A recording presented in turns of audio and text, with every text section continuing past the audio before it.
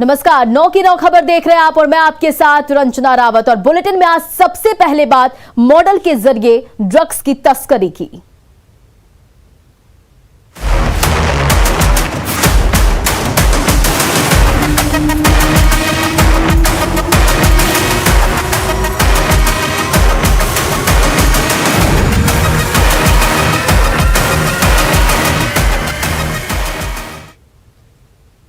और ये बड़ी खबर रांची से है, जहां मॉडल के जरिए ड्रग्स की तस्करी का खुलासा हुआ है। नशे के जाल में युवाओं को फंसाने के लिए मॉडल का सहारा लिया जा रहा है। तो ये बड़ी खबर आपको बता रहे, रांची में ड्रग्स तस्कर गिरोह का खुलासा हुआ। ये बड़ी खबर रांची के सुखदेव नगर थाना इलाके में गिरोह का खुलासा करते हुए पुलिस ने एक युवती और एक युवक को दबोच लिया है। हालांकि मुख्य सरगना पुलिस को चकमा देकर फरार हो गया है, जिसकी तलाश में पुलिस लगातार छापेमारी कर रही है। और आरोपी का नाम ज्योति भारद्वाज बताया जा रहा है, जो मॉडलिंग का काम करती है। वो पिछले 2.5 साल से दिल्ली में रहती थी और फिलहाल रांची आई हुई थी और गांधी नामक ड्रग्स तस्कर के संपर्क में आने के बाद इस अवैध कारोबार में जुड़ी। जानकारी के मुताबिक युवती नशे की पुड़िया को सप्लाई करने के लिए नए एजेंट की भर्ती करती थी और नशा करने वाले युवकों को अपने हुस्न के जाल में फंसाकर उनसे ड्रग्स का अवैध कारोबार करवाती थी। पुलिस की कार्रवाई में मॉडल को गिरफ्तार किया गया है और उसके पास से 28 ग्राम ब्राउन शुगर बरामद किया गया है। और रांची में इस तरह की पहली घटना है जिसमें मॉडल की संलिप्तता ड्रग्स के कारोबार में सामने आई है।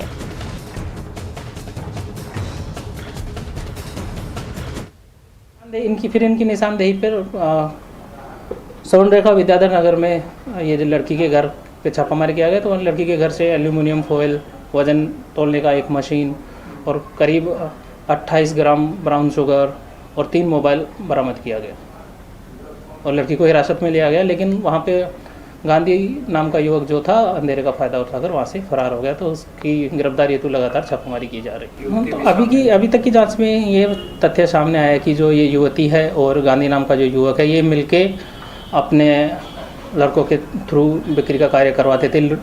गांधी इनको युवती को लाके देता था, युवती पैकिंग का कार्य करती थी। फिर युवती के माध्यम से जो ये हर्ष कुमार है, ये लोगों को ये ब्राउन शुगर उपलब्ध कराता था। युवती का क्या बैकग्राउंड है?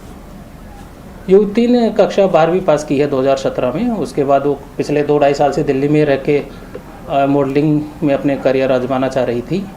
तो अभी यहाँ आई हुई थी, तो यहाँ की अभी ये कर रही है। बढ़ते अगली खबर की ओर और बात मुंगेर की। मुंगेर के कासिम बाजार के चुआ बाग आमगाछी टोला में हुई दीपिका शर्मा हत्याकांड की गुत्थी पुलिस ने सुलझा ली और हत्या की साजिश रचने वाले पति के साथ पुलिस के 5 आरोपियों को गिरफ्तार किया है। सोमवार को दीपिका की गोली मारकर हत्या कर दी गई थी और दीपिका के भाई ने पुलिस से न्याय की गुहार लगाई थी, जिस पर त्वरित कार्रवाई करते हुए पुलिस ने हर राज से पर्दा हटा दिया है। और पुलिस ने ससुराल पक्ष के सदस्यों के कॉल डिटेल के आधार पर शूटरों को पकड़ा और 1,20,000 रुपए की सुपारी दी गई थी। पुलिस के मुताबिक साल 2017 में दीपिका के मायके में गोलीबारी की घटना भी हुई थी और उसमें दीपिका का बायां हाथ काम करना बंद कर दिया था। इस वजह से ससुराल वाले उसे नापसंद करते थे।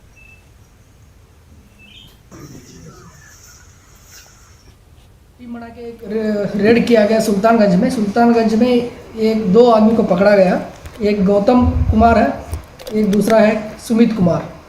तो इनके सुमित कुमार के जो गौतम कुमार के स्वीकारोक्त बयान इन्होंने दिया है, उनके अनुसार जो मृतिका के जो पति है उनका नाम है रवि कुमार, CISF धनबाद में काम करते हैं।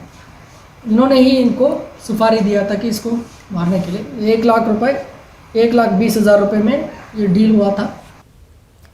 और खगड़िया नाव हादसे से जुड़ी बड़ी खबर आपको बता दें, नाव हादसे में एक और शव मिला है। कल से अब तक 4 शव बरामद किए गए हैं। तो ये बड़ा अपडेट आपको बता रहे हैं, खगड़िया नाव हादसे से जुड़ी ये बड़ी खबर, जहां नाव हादसे में एक और शव मिला है और कल से अब तक 4 शव को बरामद किया गया है। 3 लोगों के लापता होने की आशंका है और SDRF की टीम लापता लोगों की तलाश में जुटी हुई है। कल शाम गंगा नदी में डूबी थी नाव और नाव पर 40 लोग थे सवार।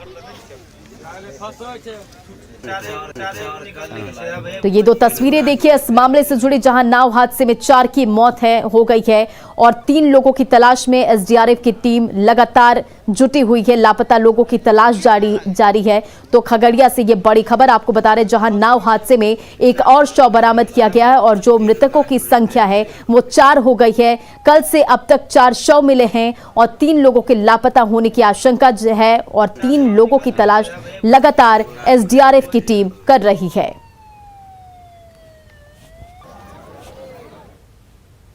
और इधर पूर्णिया में बालू का अवैध कारोबार धड़ल्ले से जारी है और इस खेल में बांका से लेकर भागलपुर, कटिहार और पूर्णिया तक के अधिकारी शामिल हैं।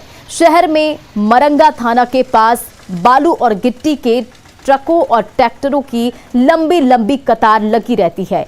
बालू कारोबारी और ट्रक संचालकों के मुताबिक अधिकारियों की मिलीभगत से ये पूरा खेल चलता है। हालांकि जिला परिवहन अधिकारी ने कार्रवाई का भरोसा जरूर दिया है।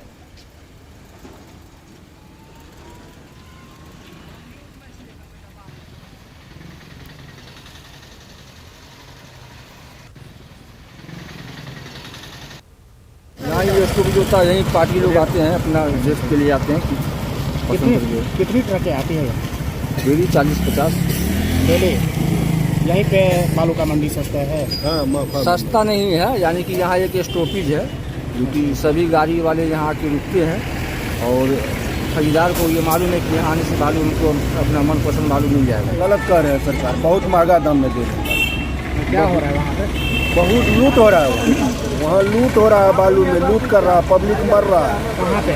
वही खदान जो लिया है टेंडर, पब्लिक मर रहा है वहाँ। अभी हम लोग जैसे सूचना मिल रही है तो हम लोग अभी MDIA से सब हम लोग उस पर हम लोग एक बार जाँच कर लेते हैं और वैसे भी हम लोग नियमित रूप से जाँच करते रहते हैं। ऐसे बाद कोई संज्ञान में नहीं आया है, तब आपने कहा है तो हम उसको हम लोग जाँच करके और कार्रवाई करेंगे।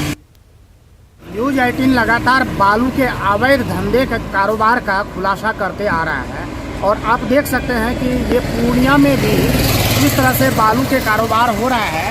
मैं अभी मौजूद हूँ पूर्णिया के माथा के पास, टोल टैक्स के पास, और यहाँ पे बालू की ट्रकें लगी रहती है। सुबह सुबह यहाँ पर बड़ी तादाद में बालू की ट्रकें आती है जो बाहर से आती है और यहाँ पे लगी रहती है, जिस कारण से कई बार जाम की भी समस्या होती है। और आप देख सकते हैं कि यहाँ पे जो बालू आता है, बालू को किस प्रकार पहले उसको डाल के उठाया जाता है, फिर ग्राहकों के बीच वितरण किया जाता है। और यहाँ पे बालू की ट्रकें, कई ट्रकें अवैध तरीके से भी आकर लगी रहती है, जिस पर प्रशासन की कोई नज़र नहीं रहती है, जबकि यहाँ से मरंगा थाना महज ही कुछ दूरी पर है। कुमार प्रवीण, न्यूज़ 18 पूर्णिया। 16 नवंबर को शराबबंदी पर मुख्यमंत्री नीतीश कुमार ने 7 घंटे की मैराथन बैठक की, जिसमें इंटेलिजेंस मजबूत करने और बॉर्डर इलाकों पर खास नजर रखने के साथ मॉनिटरिंग पर जोर दिया गया और चौकीदार से लेकर डीजीपी तक के लिए जिम्मेदारी तय कर दी गई। न्यूज़ 18 की खबर का बड़ा असर। समीक्षा बैठक में दिखा सीएम का कड़ा तेवर। हमने दिखाई थी थानों से शराब के अड्डों की दूरी। सीएम नीतीश ने तय की थानेदारों की जिम्मेदारी। नवंबर के पहले सप्ताह में बिहार में जहरीली शराब ने कई जिंदगी ले ली।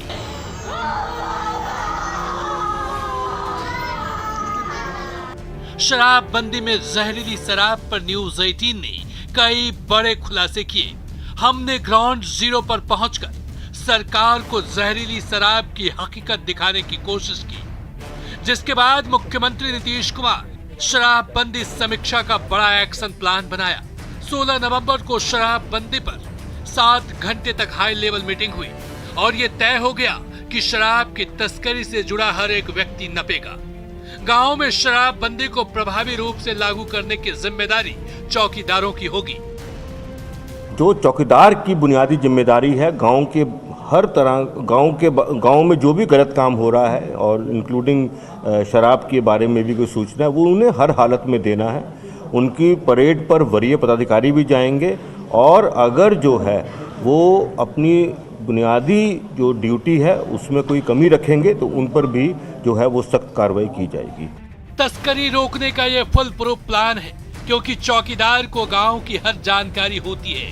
इसके बाद नंबर आता है थाने के एसएचओ का। अगर किसी थाने क्षेत्र से शराब की बरामदगी होती है तो सीधे थाना प्रभारी पर गाज गिरेगी।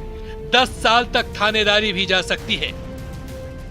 जैसे कि अगर किसी एसएचओ की शिकायत आती है तो 10 वर्ष के लिए उसे जो है वो एसएचओ के पद दोबारा नहीं देने की बात है। और अगर किसी का डायरेक्ट टाइप का कनाइवेंस आ जाता है तो उसकी जो है उसे सीधा डिपार्टमेंटल एक्शन करके उसे डिसमिस करना है। इंटेलिजेंस मशीनरी लगातार नजर बनाकर रखेगी और छापेमारी करेगी। पुलिस मुख्यालय में डीजीपी और दूसरे संबंधित विभागों के बड़े अफसर हर दूसरे दिन समीक्षा करेंगे कि जिम्मेदार अफसर सही से काम कर रहे हैं या नहीं। मुख्यालय लेवल पर हर ऑल्टरनेट डे पर DGP, ACS home, excise commissioner हैं और आईजी प्रोहिबिशन है, उनके स्टाफ हैं। उनको रिव्यू करते रहना है कि जो भी डायरेक्शंस दी जा रही हैं वह डायरेक्शन किस हद तक ज़मीन पे उतर रही हैं और इंश्योर करना है कि जो भी डायरेक्शन दी जा रही हैं वो हर हालत में ज़मीन पर उतरे। चौकीदार से लेकर डीजीपी को जिम्मेदारी के साथ ही हर जिले के प्रभारी मंत्रियों और प्रभारी सचिवों को भी शराबबंदी को लेकर बड़ी जिम्मेदारी तय की है। सारे प्रभारी मंत्रियों को निर्देश दिया गया है कि वो मैसेज स्प्रेड करें। सारे प्रभारी सचिवों को भी निर्देश दिया गया है कि कम से कम माह में एक बार अपने जिले में जाएंगे, अन्य विकास कार्यक्रमों के साथ वो शराबबंदी में क्या कार्रवाई हो रही है उसकी भी समीक्षा करेंगे। शराबबंदी पर नीतीश ने हर लेवल पर जिम्मेदारी तय कर दी। गांव में शराब मिला तो चौकीदार जिम्मेदार होगा, किसी थाना क्षेत्र में शराब मिला तो थानेदार जिम्मेदार होगा। डीजीपी और दूसरे अधिकारी हर दूसरे दिन समीक्षा करेंगे। प्रभारी मंत्री और सचिव हर महीने जिले में समीक्षा करेंगे। 5 साल बाद आखिर मुख्यमंत्री नीतीश कुमार को क्यों समीक्षा बैठक करनी पड़ी और क्यों हर लेवल पर जिम्मेदारी तय करनी पड़ी, तो ये भी समझ लीजिए। घटना के बाद अधिकारी पल्ला झाड़ लेते थे, चौकीदार और थानेदार अनजान बन जाते थे, बड़े अफसर छोटों को जिम्मेदार ठहरा देते थे, मंत्री और सचिव भी जिम्मेदारी नहीं लेते थे। साफ है अब हर स्तर पर कार्रवाई की तैयारी है। ये बात अगर चौकीदार से लेकर अधिकारी पहले ही समझ लेते तो ये नौबत ही नहीं आती। गोपालगंज जहरीली शराब कांड याद है ना, कैसे थाने से कुछ ही दूरी पर शराब तस्करी का खेल चल रहा था। हमारे संवाददाता ने ग्राउंड जीरो की हकीकत दिखाई थी। मोहम्मदपुर थाना से लगभग 700 से 800 मीटर की दूरी पर हम एक दलित बस्ती में पहुंचे हैं और इस घर के सामने आप सील लगा हुआ एक ताला देख रहे होंगे जिसे प्रशासन ने सील कर दिया है। और इसी घर में जो जहरीली शराब है वो बरामद हुई थी और उसके बाद इस घर को सील कर दिया गया है। और कई लोगों की मौतें, ठीक इस घर से कुछ ही दूरी पर एक शख्स की मौत हो गई जहरीली शराब पीने की वजह से। और जिस शख्स पे आरोप है कि उन्होंने अपने घर में जहरीली शराब रखा था तो उस घर के सामने अब इस वक्त मौजूद हैं और उनके घर को इस वक्त सील कर दिया गया है। शराबबंदी मुख्यमंत्री नीतीश कुमार का ऐसा प्रण है जिसे कोई तोड़ नहीं सकता। समीक्षा बैठक के बाद मुख्यमंत्री ने ये बता भी दिया है। शैलेंद्र के साथ आनंद अमृतराज की रिपोर्ट, न्यूज़ 18। और चलिए अब इस खबर के मायने को समझिए। शराबबंदी पर नीतीश ने हर लेवल पर जिम्मेदारी तय कर दी है और गांव में शराब मिला तो चौकीदार जिम्मेदार होगा।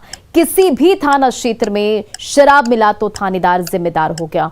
और डीजीपी और दूसरे अधिकारी हर दूसरे दिन समीक्षा करेंगे और प्रभारी मंत्री और सचिव हर महीने जिले में समीक्षा करेंगे। और बीते कुछ दिनों में जहरीली शराब से 4 जिलों में 40 से ज्यादा लोगों की मौत हुई है। और जबकि शराबबंदी मुख्यमंत्री नीतीश कुमार का ड्रीम प्रोजेक्ट है। बढ़ते हैं आगे और अब बात करते हैं दरभंगा की, जहां पर माछ, पान और मखान ये मिथिला की शान है और पहचान भी है। लेकिन समय के साथ दरभंगा अपनी इसी पहचान को ना सिर्फ खोता जा रहा है बल्कि इन सभी चीजों पर अब दूसरे प्रदेशों का कब्जा होता जा रहा है। पहले दरभंगा के केवटी प्रखंड में बड़े पैमाने पर पान की खेती हुआ करती थी, लेकिन अब स्थिति यह है कि 1 या 2 कट्ठे में खेती सिमट कर रह गया है।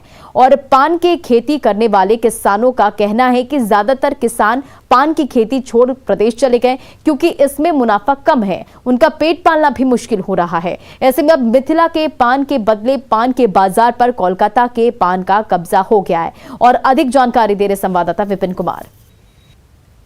अभी हम दरभंगा के बाढ़ समेला के मलिया टोल पर हैं और मलिया टोल में जो इलाके की पान की खेती होती थी वो इस इलाके से इतनी ज़्यादा होती थी कि जिला ही नहीं पूरे बिहार में यहाँ से सप्लाई होता था। और आज की स्थिति हम दिखाना चाहते हैं कि क्या स्थिति है। अभी हम जो हैं ये जो दिख रहा है आपको पान की खेती के लिए बनाया गया एक झोपड़ी नुमा घर है और आप अंदर जाइएगा तो आपको पान की खेती करते किसान भी मिल जाएंगे।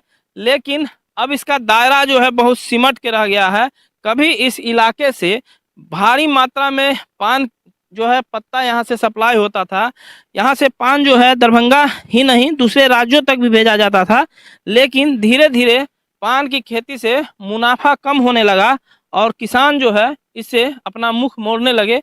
यही कारण है कि कई एकड़ में जो खेती होती थी वो अब जो है सिर्फ कट्ठा 2 कट्ठा पर रह गया है। अभी हमारे साथ जो देख रहे हैं आप ये पान की खेती है, जो पान की खेती कर रहे हैं, कब से कर रहे हैं और क्या मुनाफा हो रहा है? वो बचपने से हमारा दादे परदादा का खेती कर रहा है, उसके बाद हम सब कर रहे हैं, उससे नाफा हो रहा है। वही में बड़ बीमारी हाकी महाजन सब है। कितना बड़ा इलाका में यहाँ होता था पहले जब बचपन में? पहले तो मोहत नहीं था, 4 आने ढोली बिक रहा था। अभी अब वही पान है तो 150 रुपये 200 रुपये ढोली बिकता है। लेकिन कमाई थी जो पहले बड़ा स्तर पर करते थे वो नहीं, पहले क्या होता था इलाके में? ये पहले घरे घरे सब कर रहा था, अब सब छोड़ दिया। इसमें कहता बहुत मेहनत है, बहुत खर्चीला है। उसके बाद अब धीरे धीरे कम कर दिया। वही 20 आदमी कर रहा है मलिया टोल में। पान एक पहचान भी है मिथिलांचल का और सरकार से ये किसान उम्मीद रखते हैं कि इस पहचान को मिटने नहीं दिया जाए। इसके लिए जो है इनका जो इनको योगदान होना चाहिए वो सरकार करे और ये पान की खेती करते रहे। विपिन कुमार, न्यूज़ 18 दरभंगा। और फिलहाल इस बुलेटिन में इतना ही। बने रहा आप न्यूज़ 18 बिहार झारखंड के साथ।